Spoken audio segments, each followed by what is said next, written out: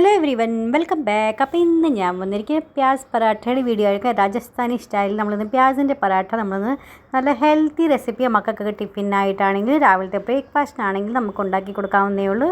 അപ്പോൾ നിങ്ങൾ തീർച്ചയായും ട്രൈ ചെയ്യാൻ പറ്റിയ റെസിപ്പി നിങ്ങൾക്ക് എല്ലാവർക്കും ഇഷ്ടപ്പെടുന്നുണ്ടെങ്കിൽ പറയുന്ന കൂട്ട് ലൈക്ക് ചെയ്യാനും ഷെയർ ചെയ്യാനും സബ്സ്ക്രൈബ് ചെയ്യാനും മറന്നുപോലെ.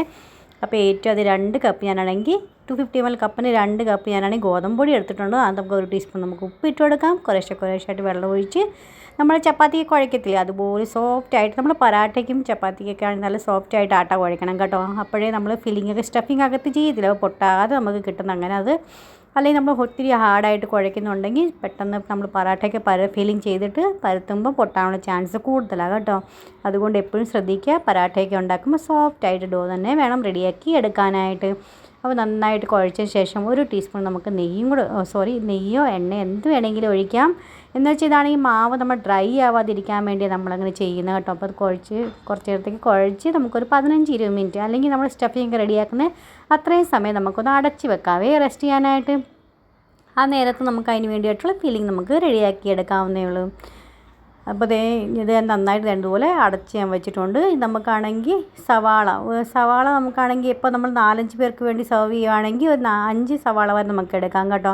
ഞാനിപ്പോൾ 3 പേർക്ക്, മക്കളും ഞാനും മാത്രമേ ഉള്ളൂ കേട്ടോ. അപ്പോൾ അതുകൊണ്ട് 3 സവാള എടുത്തുള്ളൂ. ഞാൻ എടുത്തപ്പം എനിക്ക് തോന്നി ഒത്തിരി ക്വാണ്ടിറ്റി അധികമായി പോകുന്നു, അതുകൊണ്ട് 3 എണ്ണം എടുത്തേ ഉള്ളൂ കേട്ടോ. അപ്പോൾ ഇതിൻ്റെ തൊലിയെല്ലാം കളഞ്ഞതിന് ശേഷം കഴുകി പിന്നെ അതിൻ്റെ മേളത്തെ സൈഡിൽ അങ്ങനെ നടുക്ക് ഭാഗത്തില്ലേ ആ പോർഷൻ നമുക്ക് എടുത്ത് മാറ്റണം കേട്ടോ. നിങ്ങൾ എടുത്ത് മാറ്റുന്നില്ലെങ്കിൽ എടുത്ത് മാറ്റണം കേട്ടോ തീർച്ചയായിട്ടും. അപ്പോൾ അത് നമുക്ക് ഇതെല്ലാം ക്ലീനാക്കി കഴുകി കൊണ്ടുവന്നിട്ടുണ്ട്. അപ്പോൾ ഇതുപോലെ നമുക്കെടുത്ത് രണ്ടായിട്ട് കട്ട് ഈ സാധനം ഞാൻ പറഞ്ഞെടുത്ത് മാറ്റണം കേട്ടോ. അപ്പോൾ ഇതെല്ലാം മാറ്റി കൊടുത്തിട്ടുണ്ട്. തക്കാളിയുടെ ആണെങ്കിൽ അതിൻ്റെ മേളത്തെ ഭാഗം നമ്മൾ ഇതുപോലെ മാറ്റി അതിൻ്റെ കണ്ണ് ഭാഗമില്ലേ അത് മാറ്റി കൊടുക്കണം കേട്ടോ. അപ്പോൾ അത് കനം കുറച്ച് ഞാൻ കൈ വെച്ചിട്ട് അങ്ങനെ നിങ്ങൾക്ക് ചോപ്പിംഗ് ബോർഡിലാണ് പറ്റുന്നത് വെച്ചാൽ അങ്ങനെ ചെയ്താൽ മതി കേട്ടോ. പക്ഷേ എനിക്ക് കൈയും കൊണ്ട് ആ സവാള അരിയാൻ ഒന്നും കൂടെ ഈസി ആയിട്ട് തോന്നുന്നത്, പെട്ടെന്ന് കഴിയുകയും ചെയ്യും. പിന്നെ നല്ല നൈസായിട്ട് വേണേ അരിഞ്ഞെടുക്കാനായിട്ട്. ഞാൻ മലയാളം പറയുന്നത് തെറ്റുണ്ട്, എനിക്ക് നന്നായി അറിയാം. പക്ഷേ ഞാനിവിടെ പുറത്ത് താമസിക്കുന്നതുകൊണ്ട് എനിക്ക് കുറച്ച് മലയാളം പറയാൻ ഇച്ചിരി ബുദ്ധിമുട്ടാണ് കേട്ടോ. നിങ്ങളെല്ലാവരും ഒന്ന് ക്ഷമിക്കണേ. അപ്പോൾ അതേ സവാളയൊക്കെ അരിഞ്ഞ് നമുക്ക് കൈ കൊണ്ട് നന്നായിട്ടൊന്ന് തിരികെ നമുക്കൊന്ന് എല്ലാം സെപ്പറേറ്റ് ആക്കി വയ്ക്കാം. നമുക്ക് ഇനി ഒരു പാൻ അടുപ്പത്ത് വെക്കുക. അതിനകത്ത് എണ്ണ ഒഴിച്ചു കൊടുക്കുക. 2 ടേബിൾ സ്പൂൺ എണ്ണ ഒഴിച്ചു കൊടുക്കുക. 1 ടീസ്പൂൺ ജീരകം ഇട്ട് കൊടുക്കുക. 1/2 ടീസ്പൂൺ നമുക്ക് കായപ്പൊടി ഇട്ട് കൊടുക്കാം. പിന്നെ നമുക്കാണെങ്കിൽ 2 പച്ചമുളക് ഇതിനകത്ത് അരിഞ്ഞത് ഇട്ട് കൊടുക്കാം. മക്കളത് എരിവ് കഴിക്കുന്നില്ലെങ്കിൽ പച്ചമുളക് സ്കിപ്പ് ചെയ്യാം. പിന്നെ അതിന് ശേഷം നമുക്കാണെങ്കിൽ 2 ഇഞ്ചിന് കഷ്ണം അത്ര ഇഞ്ചി നമുക്ക് ഗ്രേറ്റ് ചെയ്ത് അതും കൂടെ അതിനകത്ത് ആഡ് ചെയ്ത് കൊടുക്കാം. ഇതെല്ലാം നന്നായിട്ടൊന്ന് സോത്തെ ചെയ്ത് കൊടുക്കാം. നമ്മൾ 3 സവാള നീളം അരിഞ്ഞ് വെച്ചേക്കുന്നില്ല, അത് നമുക്ക് അതിനകത്ത് ആഡ് കൊടുക്കാം. പിന്നെ 1 ടീസ്പൂൺ നമുക്ക് ഉപ്പും ഇട്ട് കൊടുക്കാം. 1 ടീസ്പൂൺ ഉപ്പ് ആവശ്യത്തിന് കേട്ടോ. ഇപ്പം നിങ്ങൾക്ക് ലാസ്റ്റ് നോക്കിയിട്ട് കുറവാന്ന് തോന്നുവാണെങ്കിൽ എക്സ്ട്രാ ആഡ് കൊടുത്താൽ മതി. നമ്മൾ ആട്ട കുഴച്ചപ്പോൾ നമ്മൾ ഉപ്പ് ഇട്ടിട്ടില്ല, അതുകൊണ്ട് ഒത്തിരി ഉപ്പിൻ്റെ ആവശ്യമില്ല കേട്ടോ. ഇപ്പം പിന്നെ ഒത്തിരി ചോപ്പിക്കേണ്ട ആവശ്യമില്ല, അല്ലെങ്കിൽ പിന്നെ ഒരു മധുര ടേസ്റ്റ് വരും കേട്ടോ. ഇത്രയും മതി. ഇനി നമുക്ക് 1/2 ടീസ്പൂൺ മഞ്ഞൾപ്പൊടി, 1 ടീസ്പൂൺ മുളക് പൊടി, 1 ടീസ്പൂൺ മല്ലിപ്പൊടി, പിന്നെ 1/2 ടീസ്പൂൺ നമുക്ക് dry mango powder, amchur powder നമുക്ക് ഇട്ട് കൊടുക്കാം. നിങ്ങളുടെ അതില്ലെങ്കിൽ അരമുറി നാരങ്ങ നീരും കൂടെ ഒഴിച്ചു കൊടുത്താൽ മതി കേട്ടോ ലാസ്റ്റ്. ഇനി നമ്മൾ 3 സവാളയ്ക്ക് 3 ടേബിൾ സ്പൂൺ കടലമാവ് ഇട്ട് കൊടുക്കുന്നത്.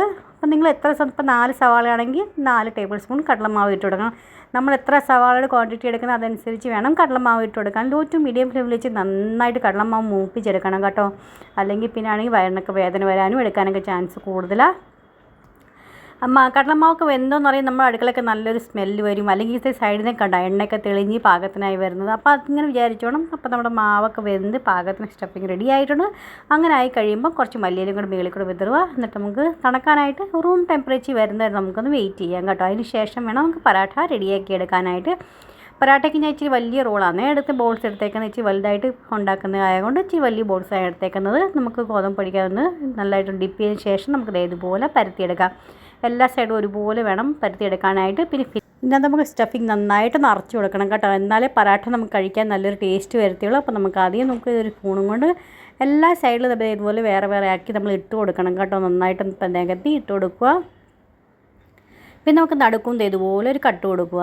നടുക്ക് ഭാഗം കട്ട് കൊടുത്തതിന് ശേഷം ഇങ്ങനെ നമുക്ക് വേണമെങ്കിൽ നോർമലായിട്ട് വട്ടനെ ഉണ്ടാക്കണമെങ്കിൽ ഞാൻ എപ്പോഴും കാണിക്കുന്നത് ബോൾസ് പോലെ ആക്കി പിന്നെ ഇടയ്ക്ക് നമുക്കൊരു കുഴി നമ്മൾ കുഴക്കട്ട ഉണ്ടാക്കത്തില്ല അതുപോലെ ആക്കി ഫില്ലിങ് ആക്കിയിട്ട് നിറച്ചിട്ട് പിന്നെ വേണമെങ്കിൽ നമുക്ക് പരത്തി എടുത്താലും മതി കേട്ടോ. വട്ടനെ വേണമെന്ന് ഞാനിപ്പോൾ ഇതിങ്ങനെ ചെയ്യുന്ന കൂട്ട് നിങ്ങൾക്കത് ചെയ്യണമെന്ന് ഒരു നിർബന്ധവും ഇല്ല. ഇങ്ങനെ വേണമെങ്കിൽ ഇങ്ങനെയും ചെയ്യാം. ഞാൻ ഒന്ന് വെറുതെ ഒരു ഡിഫറെൻ്റ് ആയിട്ടൊന്ന് ട്രൈ ചെയ്ത് കാണിച്ചതാണ് കേട്ടോ. അത്രയേ ഉള്ളൂ. നിങ്ങൾക്ക് എങ്ങനെ വേണമെങ്കിലും ഇങ്ങനെയാണെങ്കിലും ചെയ്യാവുന്നേ ഉള്ളൂ കേട്ടോ. ഇടയ്ക്കൊന്ന് കട്ട് ചെയ്തിട്ട് നമുക്ക് കാണിച്ചു വിട്ട് മടക്കി എടുത്താൽ മതി. ഇതുപോലെ ഒന്ന് പരത്തി കഴിഞ്ഞ് കഴിയുമ്പോൾ നമുക്ക് കുറച്ച് കലോഞ്ചിയും പിന്നെ അതിൻ്റെ മുകളിൽ കുറച്ച് മല്ലിയിലയും കൂടെ ഇട്ട് കൊടുത്താൽ മതി. കലോഞ്ചി ഇല്ലെങ്കിൽ മല്ലിയില മാത്രം ഇട്ട് കൊടുത്താൽ മതി കേട്ടോ. ഒരു നിർബന്ധവും ഇല്ല. അപ്പോൾ അത് നന്നായിട്ട് ഇത് ഇട്ട് ഒരു തവ ചൂടാവാനായിട്ട് വെച്ചിട്ടുണ്ട്. നമുക്കത് ഇട്ട് കൊടുക്കാം.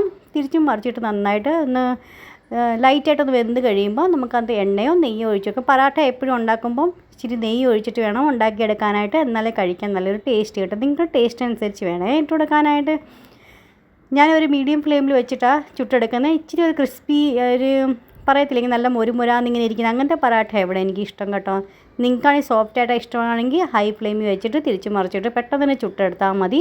അപ്പോൾ പറാട്ടയുടെ കൂടെ നമുക്ക് തൈരോ അല്ലെങ്കിൽ അച്ചാറിൻ്റെ കൂടെ ആണെങ്കിലും എൻജോയ് ചെയ്യാൻ പറ്റിയ നിങ്ങൾ തീർച്ചയായും ട്രൈ ചെയ്ത് നോക്കുക. രാജസ്ഥാനി പ്യാസ് പറാട്ട നമുക്ക് റെഡി ആയിട്ടാണ് സെർവ് ചെയ്യാനായിട്ട്. നിങ്ങൾ തീർച്ചയായും ട്രൈ ചെയ്യാൻ പറ്റിയ റെസിപ്പിയാണ്. നിങ്ങൾക്ക് എല്ലാവർക്കും ഇഷ്ടപ്പെടുന്നുണ്ടെങ്കിൽ പറയുന്നുണ്ട്.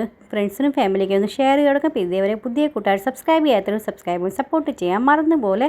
നെക്സ്റ്റ് ഒരു വീഡിയോ ആയിട്ട് വീണ്ടും കാണാം. അതുവരത്തേക്കും bye friend. Thanks for watching and take care.